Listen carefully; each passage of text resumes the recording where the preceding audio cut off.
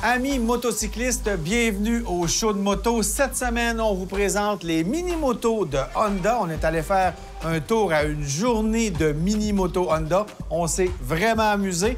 On rencontre aussi Didier Constant avec qui on va faire un survol des nouveautés moto en 2023. On va aussi vous amener au Salon de la moto de Montréal. Mais tout d'abord, on commence avec l'essai de la compagnie CF Moto. Regardez ça.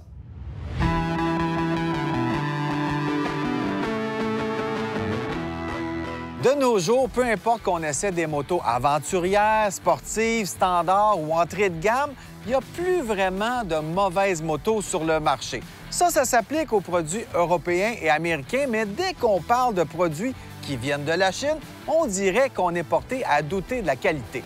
Eh bien, la compagnie CF Moto, basée à Hangzhou, en Chine, nous propose un produit qui va défaire cette stigmatisation. On vous présente aujourd'hui au show de moto la CF Moto 700 CLX.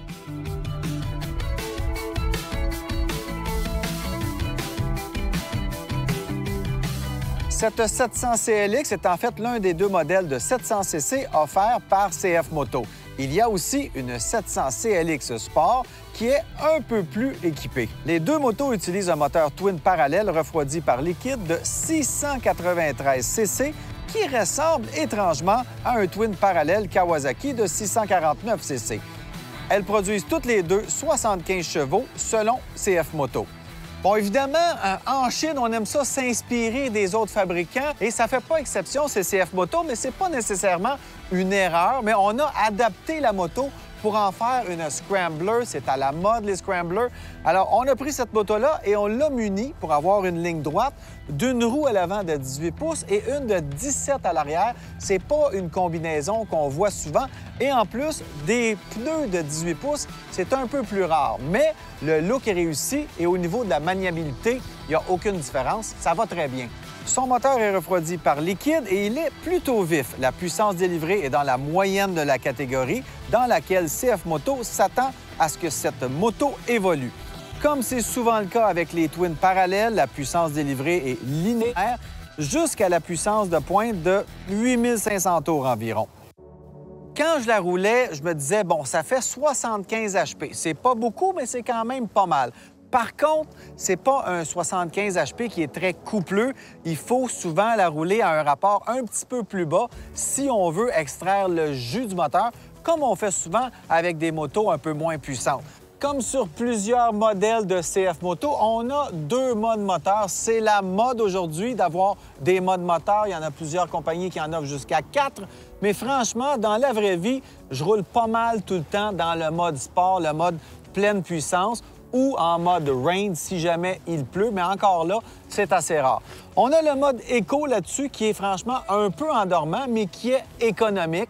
Mais sinon, même en mode sportif, c'est pas ultra puissant, donc je l'ai roulé presque tout le temps dans le mode sport. De nos jours, on est gâté avec des embrayages hydrauliques, beaucoup de technologie dans les motos aujourd'hui. Bien, celle-ci fonctionne avec un embrayage à câble. C'est simple, c'est de base, mais savez-vous quoi? Ça fait le travail quand c'est bien fait.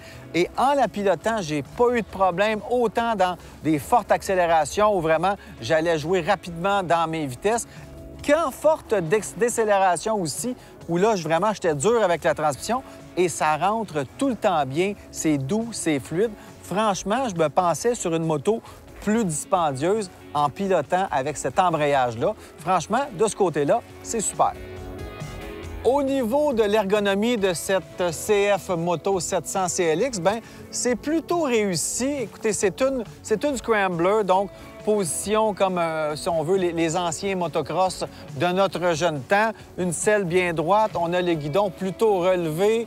J'ai les chevilles en ligne avec les hanches, les épaules presque au-dessus, quoique un petit peu vers l'avant, mais avec le vent qui nous pousse sur la poitrine, bien, ça nous enlève tout le poids sur les mains, ça permet de rouler longtemps. C'est sûr que si j'achetais cette moto-là, pour moi, j'ajouterais un petit saut de vent, question d'enlever un peu de pression du vent sur ma poitrine, mais sinon, c'est assez confortable. La selle aussi, je ne suis pas certain que je passerais 8 heures là-dessus, c'est quand même assez ferme. Dans les communications qu'on a eues de CF Moto depuis leur arrivée au Canada pour les motos, c'est qu'on veut offrir de la valeur pour le consommateur, pour l'argent qu'il va investir dans son joujou. On veut lui en offrir le plus possible et on veut constamment s'améliorer. Et ce que j'ai remarqué, c'est pour une moto d'à peu près 8 000 $, on a des leviers ajustables. Ici, on a une petite roulette qui nous permet d'ajuster la hauteur du levier et on a un cruise control, un régulateur de vitesse en bon français. J'ai pas vu ça souvent. Donc, on a un petit plus qui vient ajouter à la compétitivité sur le marché vis-à-vis de ses compétitrices.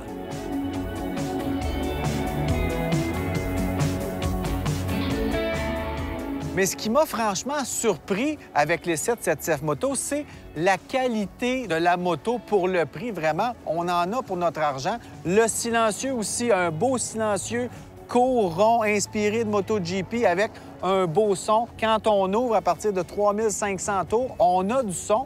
Donc, on a plein d'éléments qui viennent ajouter à la valeur de cette moto-là. Je vous parlais tantôt que CF Moto veut qu'on arrête de penser qu'un produit qui est fait en Chine n'est pas de qualité. Eh bien, là-dessus, ils vont vraiment, comme les Anglais disent, « put their money where their mouth is ». Donc, on va vraiment aller de l'avant en disant, bien, on veut faire ça, c'est pas juste une fausse promesse, une promesse vide. On remplit notre promesse et voilà, c'est donc la CF Moto 700 CLX. Et franchement, à ce prix-là, c'est pas mal un bon deal.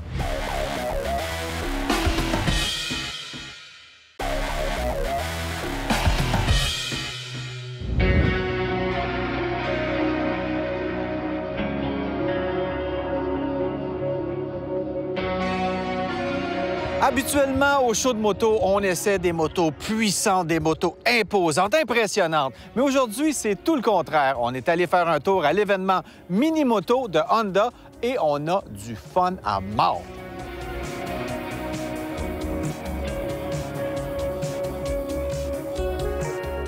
Miguel, quelle belle journée, quel beau site aussi que la Ronde pour essayer les mini-motos de Honda.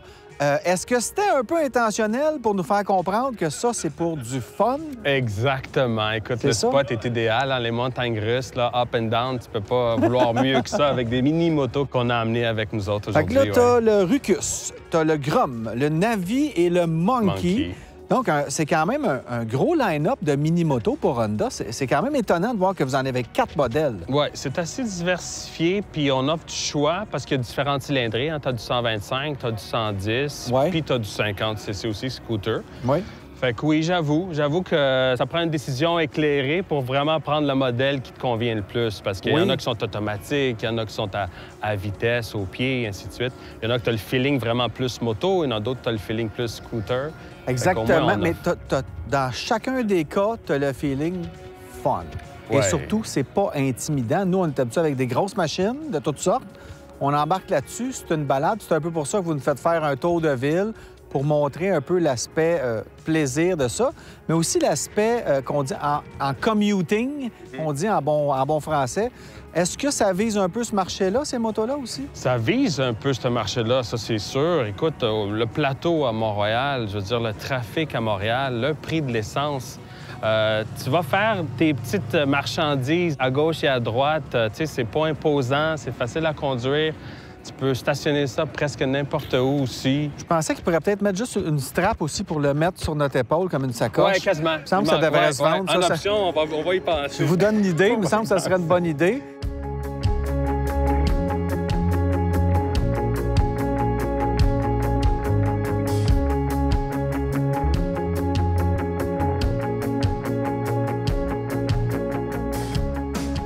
Moi, ce qui m'a surpris, c'est les suspensions. C'est drôle parce que je me disais, bon, je vais peut-être être un peu lourd pour un Rucus. Pour les suspensions, c'est vraiment confortable. Oui. Écoute, c'est pas d'hier qu'on fait des petites mini-motos, puis on adresse sensiblement un marché assez large. Puis on sait très bien que c'est toutes sortes de gens qui vont acheter ça. Fait que oui, les suspensions sont... C'est des bonnes suspensions, sont de qualité, il faut le dire. Ouais. Puis j'imagine que, bon, on est chez Honda, donc je ne dis pas parce que t'es là, mais il y a la fiabilité Honda. Ça, tu n'auras jamais de problème avec ça. Absolument. On peut dire qu'on ne s'achète pas un paquet de troubles avec ça, mais un bucket de plaisir, vraiment. Consommation d'essence aussi. On est à l'ère des prix de l'essence qui s'en vont toujours en montant. C'est un no-brainer. C'est une bonne idée, ça aussi. Absolument. Moi, je te dirais, mon choix, j'hésiterais entre le Monkey parce qu'il est beau et le Grom parce que c'est sensiblement... C'est le même moteur, mais pas guiré de la même façon, c'est ça? C'est ça, exact. Parce qu'il y a des vitesses aussi. Ouais. Le Grom est rendu à 5 vitesses. L'année passée, il était à 4. Bien, ça, c'est un bon ajout. 5e vitesse, je l'ai vu tantôt dans des zones un peu plus rapides. La 5e, ça fait que ça vibre moins aussi. Le moteur a moins l'air de forcer. Absolument. Puis tu as un feeling plus moto. Tu sais, les vitesses, la clutch. Puis oui, tu as un petit peu plus de performance parce que c'est un 125 versus le Navi. Mais le Navi, une bonne petite machine qui fait tout bien, pas dispendieux. Ben non. C'est un no-brainer. En tout cas, eux autres, ils n'ont pas autant de fun que moi, j'en ai eu, c'est sûr. Parce que, premièrement, je me suis pas fait peur là-dessus. J'avais peur dans le trafic de me sentir petit. Mais comme on a quand même du moteur sur le Grom, sur le Monkey aussi, ça va bien. Ouais. Puis tu vois que le véhicule est fait pour la ville. La ville. Même les petits trous, la ville de Montréal, il y a quand même pas mal de trous. C'est assez agile, hein, pour agile. passer à gauche et à droite. Je me disais, les petits trous, ça va peut-être être un peu moins agile, mais non, ça va très bien. Finalement, c'est vraiment des Il ne faut motos pas de fun. oublier la valeur de revente de ces petites machines-là. Oui. Tu sais, on se dit on investit 3-4 000, tout dépendant de la machine. Mais dites-vous que tu passes 2-3 étés puis tu veux un step-up, tu retournes chez ton concessionnaire. Dans le fond, ça t'a coûté 400 $, 800 $. C'est moins cher qu'à faire du golf. On va se le faire c'est demain. bien plus le fun.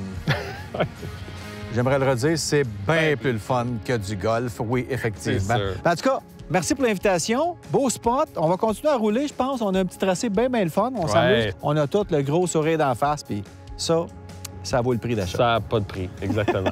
Merci pour l'invitation. Merci à toi. Merci. C'est le temps d'une courte pause. Le temps pour vous aussi d'aller voir notre page Facebook, Le Show de moto, et de liker la page. Et après la pause, on fait un survol des nouveautés 2023 avec l'ami Didier Constant.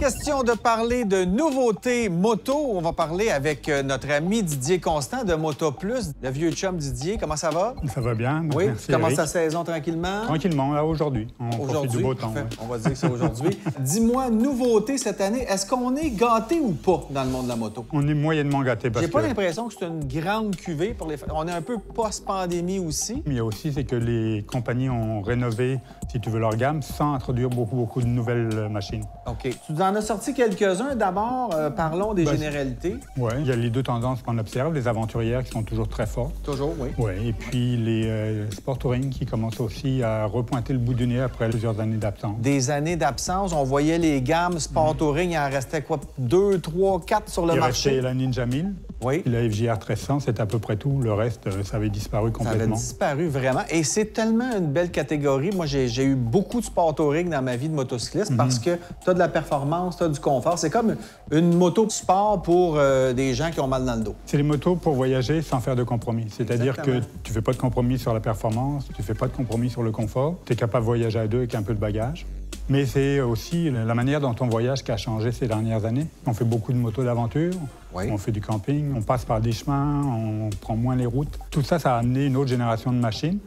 Et aussi, il y a eu toutes les histoires de normes, Oui. tout ce qui est émissions et tout ça. Émissions, le prix des plaques d'immatriculation. C'est ça. Et aussi La pandémie. l'état des routes. Oui, l'état des routes aussi. Parce qu'une aventurière, c'est comme un VUS. Ça devrait même s'appeler une moto utilitaire sport, une MUS, parce que avec les conditions au Québec, ça fait bien du sens d'avoir une aventurière. Oui, parce que le hors-route, tu peux le vivre en restant sur l'asphalte ici. Ça, c'est bien.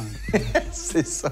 Bon, dis-moi, on va parler de Moto Guzzi. On entend parler Moto Guzzi avec la Mandello qui pousse fort cette année. C'est une des grosses campagnes de Moto Guzzi qu'on n'a pas vues depuis plusieurs années, il me semble. La Moto Guzzi s'était pas renouvelée depuis presque 30 ans au niveau de l'architecture moteur. Là, ils arrivent avec une nouvelle plateforme, une machine qui a toujours le V2 classique, sauf qu'il est refroidi maintenant à l'eau. La Mandello, c'est peut-être la moto la plus intéressante de l'année, à mon avis. C'est-à-dire qu'avec cette moto-là, le phénomène de plateforme va nous amener plein d'autres machines qui vont être vraiment intéressantes. Puis on rentre dans une ère plus technique, plus moderne. La vieille technologie, C'est vrai qu'ils commençaient à être un petit peu en arrière des autres. Ça, ils ont étiré l'élastique tant qu'ils ont pu, mais là, il était temps de changer. Et en plus de ça, ils l'ont bien fait. Et les critiques à date sont très, très bonnes sur cette machine. Effectivement. On a même engagé Ewan McGregor, l'acteur très connu, pour à aller faire une campagne pour mousser la Mandello. J'ai été surpris de voir ça. Ben, surpris, oui, puis non, parce que lui, c'est un guziste depuis très, très longtemps. Un goodiste, c'est bon, j'aime ça. Et toutes les motos qu'on voit dans le vidéo dont tu parles, c'est des motos personnelles de Ewan McGregor. Oui. C'est surtout que c'est une relation affective avec la marque. Hein, et pourtant, c'est un Anglais, il trippe moto italienne. Je pensais qu'il irait peut-être plus sur Triomphe. C'est un Anglais qui a du goût. J'embarque pas là-dedans. Donc, OK, Moto Guzzi, la Mandello, c'est quoi, la V100? La V100 Mandello. On va parler, tu parlais d'aventurière. Moi, j'ai vu la Ducati, la Multistrada V4 Rally, qui est, bon, il y a la Desert X, qui est vraiment la moto de hors-route, pure et dure, mais pour avoir essayé la Multi l'année passée, la V4, j'ai trippé. Et la Rally, pourquoi c'est digne de mention, selon toi? Ben, c'est digne de mention parce qu'elle a fait le pont entre la Multistrada V4S classique et la Desert X, c'est-à-dire qu'elle te permet de vivre l'aventure complètement, sur la route et hors route, sans entrer dans les extrêmes non plus. Tu sais, je veux dire, c'est pas une machine aussi capable en route que la Desert X, mais elle va pouvoir te permettre de faire tout ce que tu veux avec une grosse machine puissante. Donc, elle vise l'arène du créneau. Toujours. Avec puissance, on est chez Ducati, donc ça prend du oomph. Oui, tu as 170 chevaux, là, ça commence ça commence à tirer de la garnotte assez loin. L'électronique, puis c'est ça aussi qui est intéressant, parce que Ducati, c'est une des premières compagnies qui a beaucoup investi dans l'électronique dès le lancement des premières V4 liquides. Là. Bon, on est chez Ducati. Il y a aussi les nouveaux Scramblers qui ont été redessinés. Oui, ben, c'est une deuxième génération. Ils ont gardé l'essentiel du modèle. Toujours un 800? Toujours un 800, puis toujours aussi le look iconique là, qui date des années 60. Et ils ont allégé la machine, un petit peu plus de puissance, et puis ils l'ont rendue beaucoup plus encore facile à utiliser alors qu'elle l'était déjà. Parce que c'est ça, la Scrambler. Leur point de vente, c'est que c'est une moto conviviale, c'est un beau look. C'est pour ça que ça se vend quand même assez bien. Chez Ducati, on est quand même dans une marque premium à un prix abordable pour cette marque-là. Donc, il en vend quand même pas mal. C'est une moto d'image aussi. Tu sais, je veux dire, ça correspond à une moto sur laquelle tu veux être vu. C'est parfait. On peut l'accessoriser comme on veut. Il y a plein de... C'est un peu la carte de visite. Tu peux l'accessoiriser, puis tu peux, toi, t'accessoiriser pour correspondre à l'image que tu veux projeter sur cette machine-là. Donc, ça ouvre beaucoup de possibilités. Après ça, que tu roules bien ou pas, c'est pas grave. Tu as du plaisir. C'est ça qui compte. Faut être beau en photo. Faut être beau en photo. OK, on va parler Triumph. Est-ce qu'il y a des choses dignes de mention, selon toi? Triumph, eux aussi, comme plusieurs marques, ils ont renouvelé tous leurs modèles. Le point, moi, cette année, je trouve c'est la Street Triple 675, sur laquelle ils ont un peu investi. Ils ont 3 modèles cette année. Est-ce que c'est le même moteur que la Daytona 675 ou revu et corrigé? C'est 775, c'est le même modèle qu'il y avait sur les RS l'année dernière. D'accord. Sauf qu'il est amélioré. Et tu as une nouveauté cette année qui est la version Moto 2 qui est vendue à 675 exemplaires dans chacune des 2 couleurs. Et qui est dérivée du moteur qu'ils utilisent en Moto 2 donc, du Triumph. Performance. Performance, mais c'est ça, l'édition limitée. Puis les 2 autres, à la S et le modèle de base, qui sont des machines qui ne sont pas nouvelles, mais qui ont été peaufinées, qui sont vraiment intéressantes. En terminant, Kawasaki? Kawasaki sortent la petite ZX4RR. Oui. Qui est une moto qu'on ne pensait pas avoir en Amérique du Nord, parce que c'est une petite cylindrée ultra sportive. Nous, on l'a en version un petit peu détunée ici, mais ça reste une machine qui va être très intéressante pour les amateurs de motos sportives et de circuits en particulier. D'accord. Le lancement devrait se faire bientôt, courant mai ou juin. Et on devrait en avoir des modèles d'essai. Ça se peut qu'on l'ait au show de moto d'ici la fin de la saison. On parle avec Kawasaki. Bon, on va te laisser aller rouler. Là. Je sais que tu as laissé ta moto fonctionner. Et on se revoit parce qu'on va continuer ça. Il y a d'autres nouveautés dont on va parler avec notre grand spécialiste, Didier Constant. Merci Didier.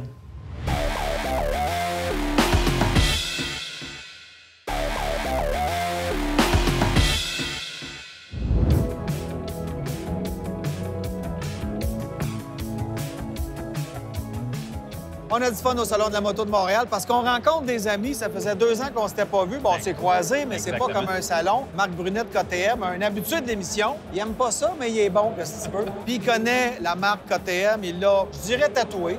Pas mal, ouais. Ça fait combien de temps que tu es chez KTM? Mettons, depuis 2006. Oui, ça fait quand même un bout de temps.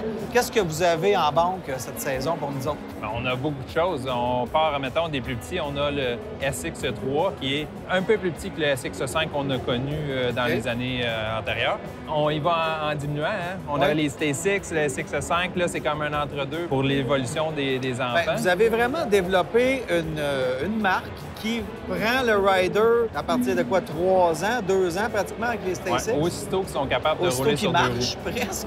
Donc, vous avez ceux-là. À part ça, pour les adultes, les gens qui ont de l'expérience moto, bien, on a aussi une grosse révolution dans le line-up des motocross. Oui. Complète révolution châssis, moteur, quasiment sur tous les modèles. Une refonte complète. Oui, au complet. Wow. Après ça, on a ramené un modèle qui était populaire, le Super Duke GT. Oh, notre 1290. Celle-là, on est à 160 HP.